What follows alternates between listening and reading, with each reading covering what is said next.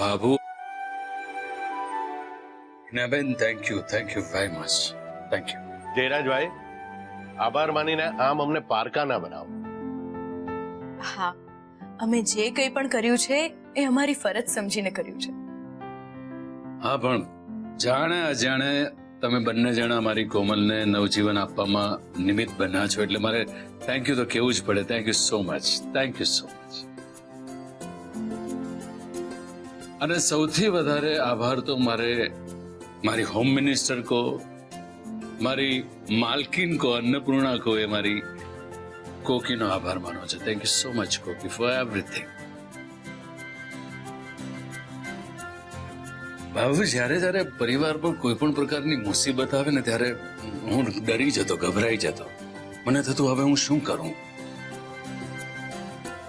પણ અચાનક મારી કોકી એની સાદી સમજણથી એવી ગુગલી નાખતી ને કે સમસ્યા બોલ્ડ થઈ જાય.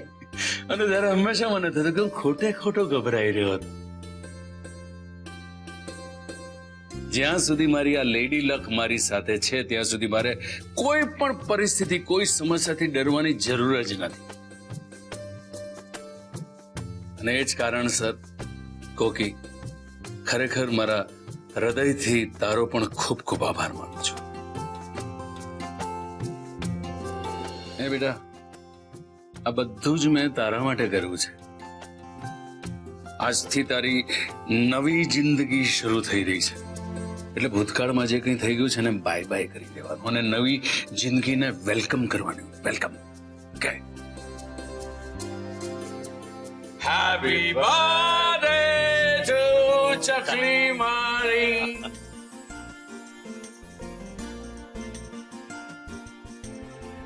ખાના शुरू किया जाए.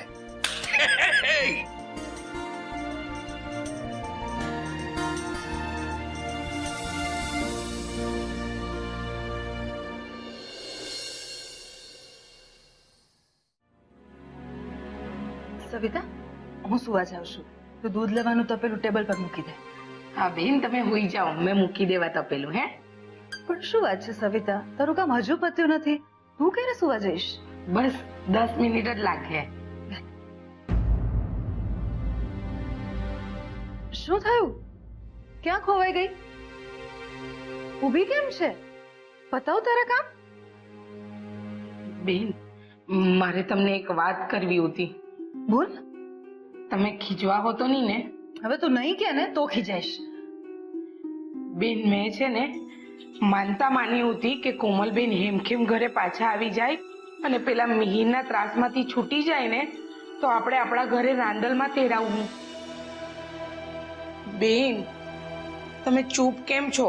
કઈ બોલો ને. તે કોમલ માટે માનતા માની છે? કેમ બેન, હું નહીં માની શકું? મારી નજરની સામે નાનેથી મોટા થતા જોયા છે કોમલબેનને, એટલે મારે મન તો એ મારા દીકરી જ છે. તે તો મારા મનની વાત કહી દીધી. હાશ, મને તો એમ કે તમે મારી પર ખીજવા હો કે આવી માનતા માનવાની હું જરૂર હતી? હું શું કામ ખીજાઉં? અને તારી માનતા એ મારી માનતા. અને આમ પણ માળીને તેડાવવામાં વિચાર થોડી કરવાનો હોય, એમને તો હરખથી તેડાવવાના હોય. પણ બેન, મોટા શેઠ હા પાડે? તું કેમ આમ કરે છે? અને આવા શુભ કામ માટે એ શું કામ ના પાડે? અને આમ પણ આજે થોડા મોડા આવવાના છે. આપણે હમણાં જ આરવ અને સોનુને બોલાવીને નક્કી કરી લઈએ કે ક્યારે રાંદલ તેડાવવા છે. હા હા, ચાલો આપણે નક્કી કરી લઈએ. હું એ લોકોને બોલાવું છું. તું ઝટ તારું કામ પતાવીને બહાર આવ. સારું. હા, આરવ, સોનુ, આવતીકાલે તમારે ઓફિસે કેટલા વાગે જવાનું છે? રોજના ટાઈમે. કેમ? તો તમે બહુ નહીં પણ અડધો કલાક ઓફિસે મોડા જાઓ તો ચાલે? તો વહેલી સવારે આપણે ઉઠીને પૂજાનું કામ પતાવી નાખીશું. તો શું છે, તમારે ઓફિસે આખો દિવસ નહીં પાડવો પડે. હા હા, કેમ નહીં? અડધો કલાક શું કામ, કલાક લેટ જઈશું. પણ પૂજા શેની છે? રાંદલમાંની પૂજા. સવિતાએ માનતા માની હતી કે કોમલ હેમખેમ ઘરે પહોંચી જાય તો આપણે રાંદલ તેડાવશું. અને કહેવાય છે ને કે માનતા જેટલી બને તેટલી જલ્દી પૂરી થઈ જાય તો સારું, ભાર ના રહે. એટલે મારી ઈચ્છા છે કે આપણે વહેલી તકે આ માનતા પૂરી કરી નાખીએ.